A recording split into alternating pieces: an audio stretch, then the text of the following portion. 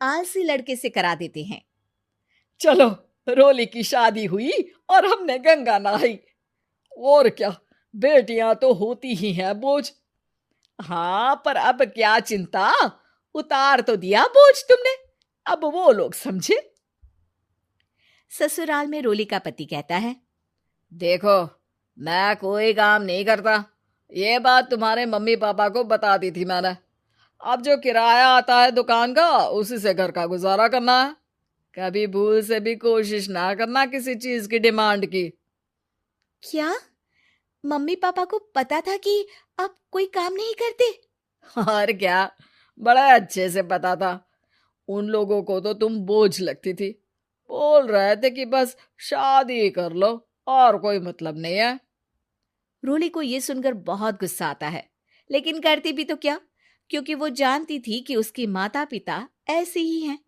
जैसे तैसे रोली दिन काट रही थी। रोली को एक प्यारी सी बेटी होती है। धीरे धीरे वो बड़ी होती है और उसके साथ उसकी जरूरतें भी बढ़ती जाती हैं। सुनिए जी, अब तो सिमी बड़ी हो रही है, उसका स्कूल में दाखिला कराना है।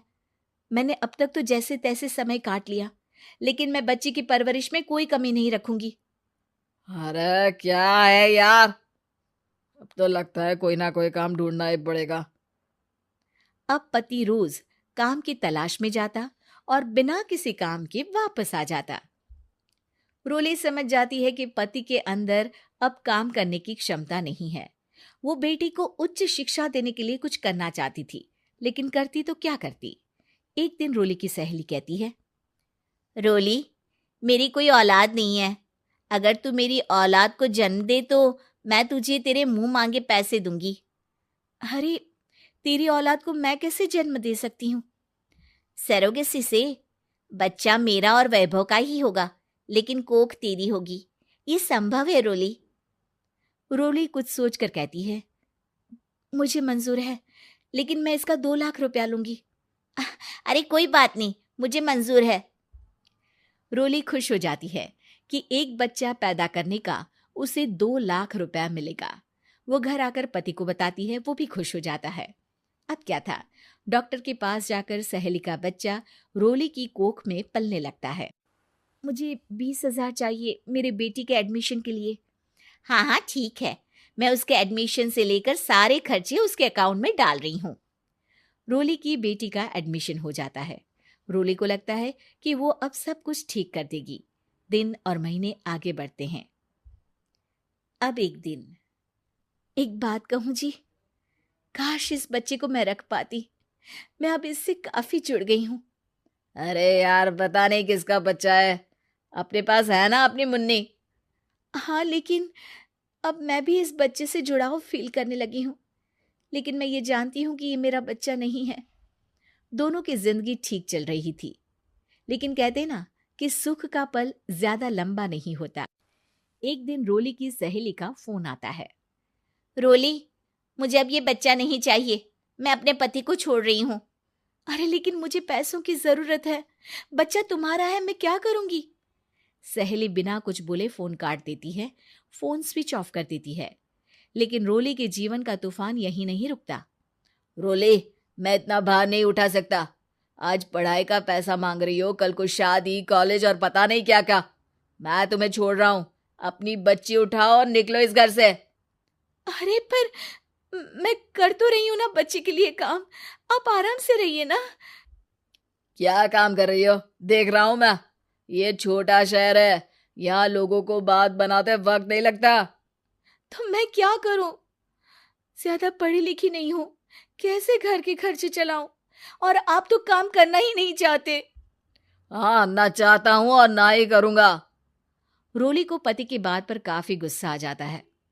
ठीक है, अगर मेरे जीवन में संघर्ष ही लिखा है तो वही सही। इस वक्त पति होने के नाते आपको मेरा साथ देना चाहिए था, लेकिन नहीं, आपने तो इस हाल में मुझे घर से बाहर निकालने की बात कह डाली।